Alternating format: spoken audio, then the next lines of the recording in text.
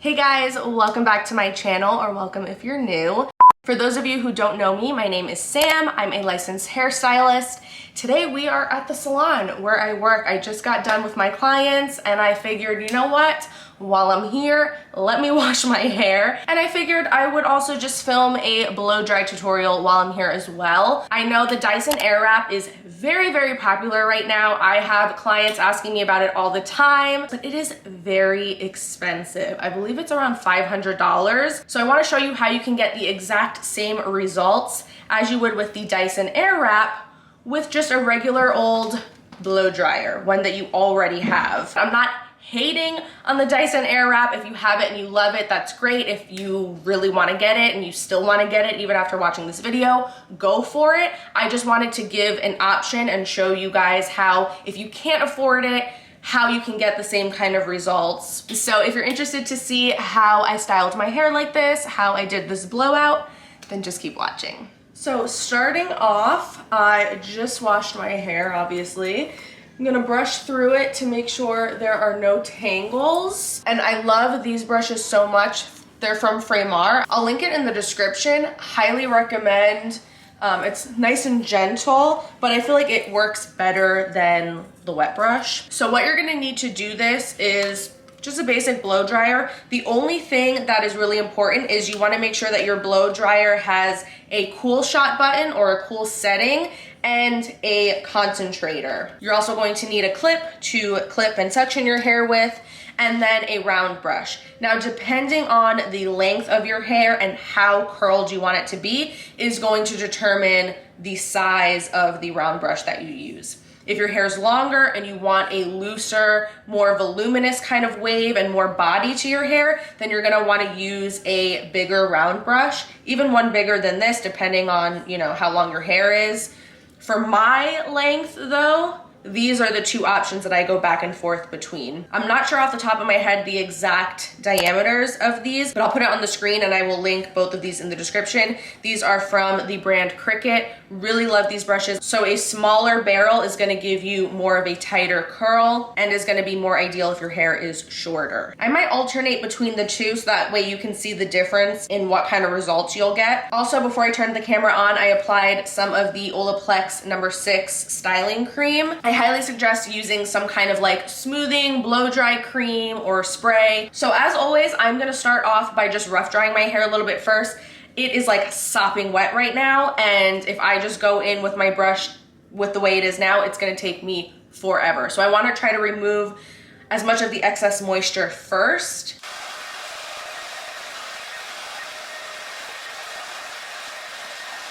Okay, so now I would say my hair is probably like, I don't know, 70% dry maybe. It's definitely still damp. You want there to be some moisture left in your hair. You don't want it to be like 100% dry, because having that little bit of moisture in your hair is what's gonna help like lock the style in. So now I'm gonna section my hair. I'm just gonna go straight across horizontally in the back. And I'm gonna make this section pretty thin. That way I can get as much control as possible. Now, a big key is each piece of hair that you are blow drying, you don't want it to be thicker and wider than the barrel of your round brush. So you can literally just hold your brush up, make sure that they're about the same size or that the brush is a little bit bigger, and that's how you know it's a good size. So I'm gonna use the smaller 310 brush for these sections underneath. And what I'm gonna do is come from behind, because I want all of these pieces to go away from my face. Now, you can do whatever direction you want. I just like the way it looks when everything's going away from the face. So I'm gonna come from behind the piece of hair, pulling this nice and taut. I'm gonna come behind, right up at the root, and then I'm going to twist away from my face.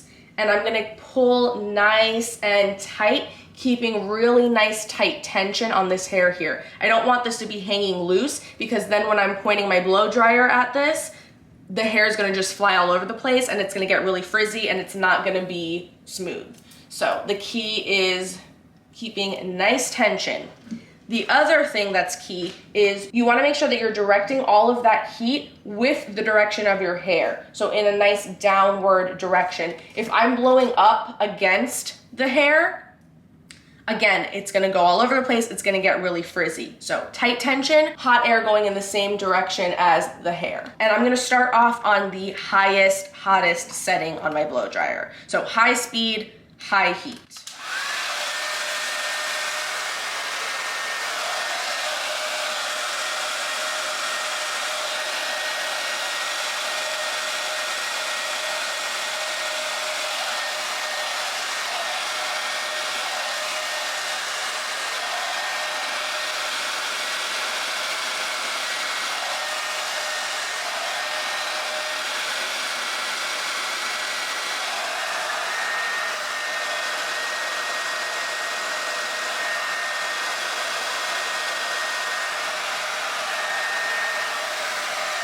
So I don't know if you saw that, but I was going away from my face and then I twisted and I kept pointing the air in a downward direction. So you can see how now it is completely dry and I have a cute little curl. Now this is where the cool shot button is gonna come into play.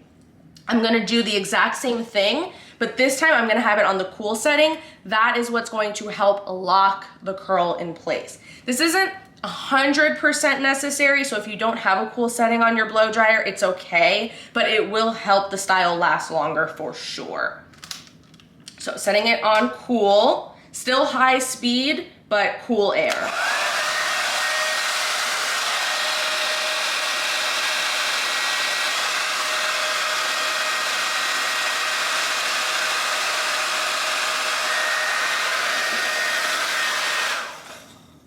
And there we go, and now it's completely cold to the touch. And if you want, after you're done with each piece, you can go through with some hairspray and set it, but I typically like to just wait till the end. So again, we're gonna go back to the hottest temperature, highest speed, and I'm just going to do the exact same thing. Again, going away from my face.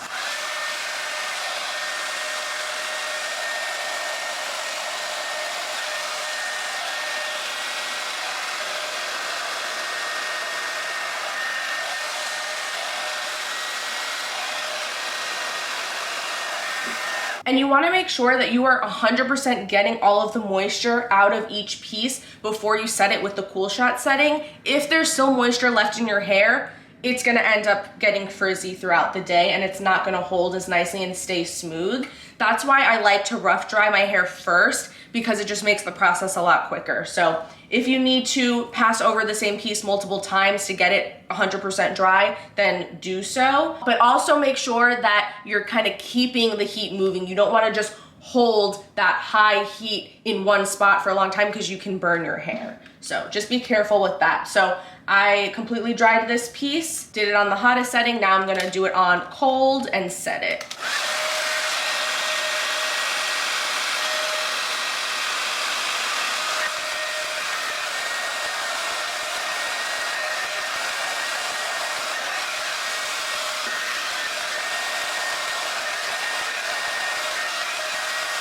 So the first section is done. Now I'm gonna let down another section about the same density as that first one.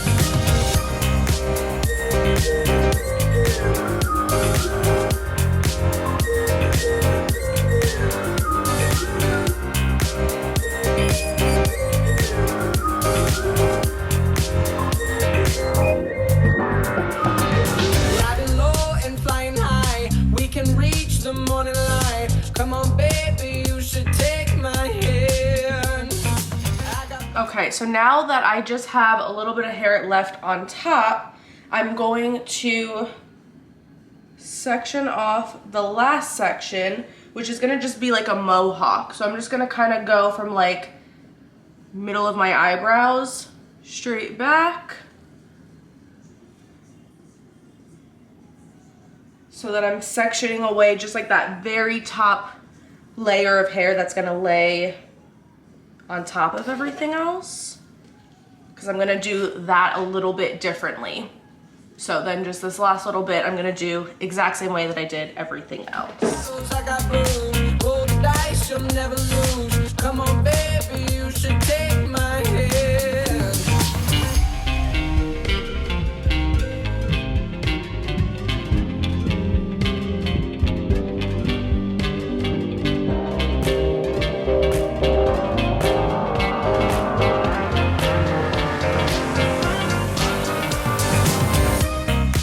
Okay, and for this last section, I'm going to now start taking straight across horizontal pieces across the top like so. And I like to work from the back to front, that way I can just like flip it back and it makes it a lot easier. And just for these pieces, just to give me a little bit more volume, I'm gonna go up to the 350, the slightly bigger round brush. And all of these pieces, I am going to hold the brush behind the piece of hair, still keeping that really tight tension, but I'm going to be directing it forward like this so that it creates a lot of nice volume up top.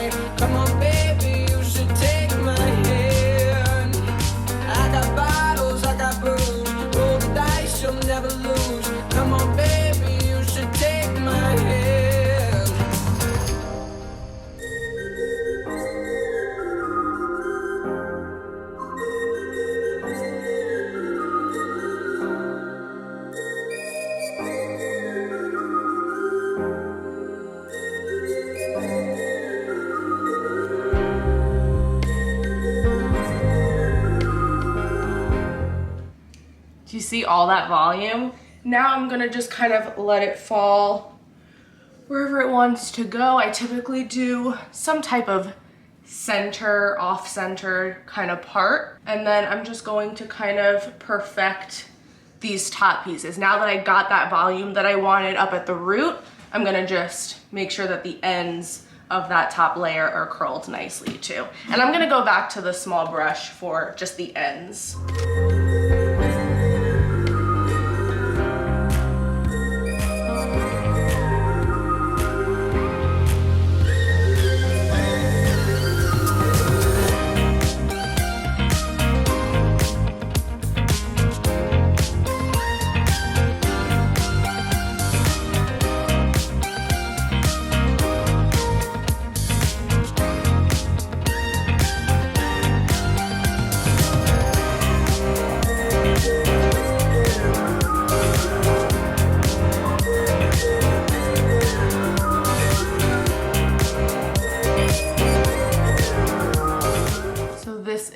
How my hair looks. Now I'm going to go through and set it with a little bit of hairspray. I love the Paul Mitchell Invisible Wear Undone Texture Hairspray. It adds nice hold and texture to the hair without it feeling sticky and crunchy. And then you can just leave it like that. I like to kind of just gently comb through with my fingers just to separate the curls so they're not so like perfect looking, because I like a little bit more of like a textured look. There you have it. Lots of nice volume, curl, texture, and it was done in one step. No need for a curling iron or flat iron or anything like that. And this is less damage to your hair because you're not applying as much heat as you would if you were to blow dry it and then go back through with a curling iron. And because you're drying the hair and setting it in this kind of style, it will last longer. So that's it for this tutorial. I hope that you guys enjoyed. If you would like to see more tutorials like this, give this video a thumbs up so I know. Make sure you're subscribed to my channel, and I'll see you in my next video. Bye.